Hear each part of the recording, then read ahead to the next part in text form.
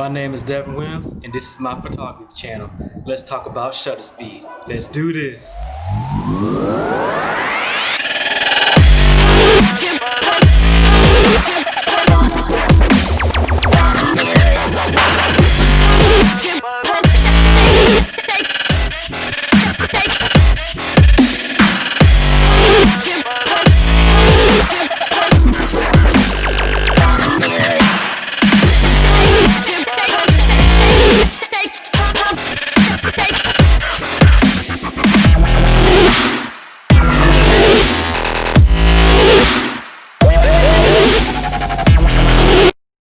So what exactly is shutter speed? In its basic definition, it's pretty much how long the lens is open to allow light to the camera sensor. That's a very basic definition, but something very simpler. How long does it take to actually take the picture? It's really the simplest way you can say it. So shutter speed is how long does it take to take the picture?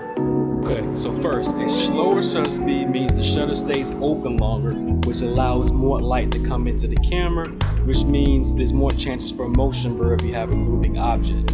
A faster shutter speed means the shutter closes quicker, which allows less light into the camera, which increases the chance of no motion blur. So think about it, if you're trying to catch something that's moving fast like NASCAR, sports, basketball, football, you probably want to increase that shutter speed to catch the action so you can freeze it in time. If you're doing something like portraits maybe, or a landscape, or something that's not moving at all like an object, you can probably drop down that shutter speed as low as possible because there's no point of it taking the picture so quick because it's not moving, so there's no chance of catching motion. So just remember, every time the shutter closes, just like your eye, you blink, you take a picture. So you want to be able to move as fast as whatever you're taking a picture of. So like I said, like NASCAR and sports, you need a faster shutter speed to catch up with the car or the sport.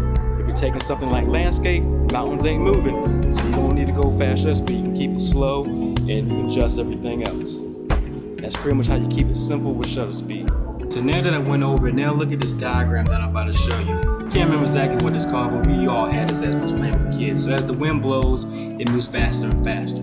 So you look at the first, looking at the picture, the first one, you can tell that it pretty much like it's frozen in time, like it's not even moving. It's because you have a faster shutter speed. When you slow down your shutter speed, you can see it, you can kind of freeze in time, but you can kind of see the colors still kind of blending in as the motion blur.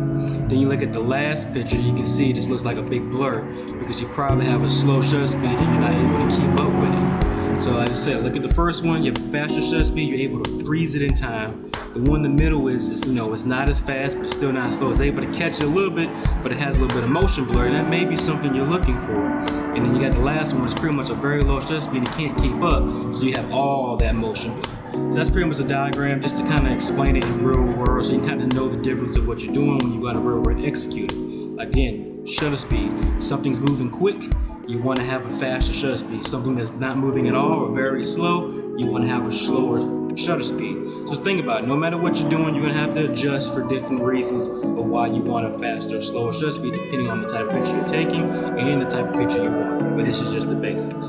Also another thing, this is just a basic understanding of shutter speed. Like I said, there's 3 parts to the exposure triangle. If you haven't seen part 1, I please ask you to go back and look at part 1. It talks about aperture. This one's about shutter speed, and my next one's going to be about ISO, and the last one's going to be about the whole exposure triangle, some tips of how to execute it in the real world. So think of this other ways which you need to adjust, and you need to know what shutter speed does, because sometimes you may not want to be to shut it down. You may not want to have a slower or a faster shutter speed. You may need to stay there for a certain reason. But just know that this is just a simple way of just how and what shutter speed can and can't do to help your pictures and execute them better in the real world. So just remember that. Shutter speed.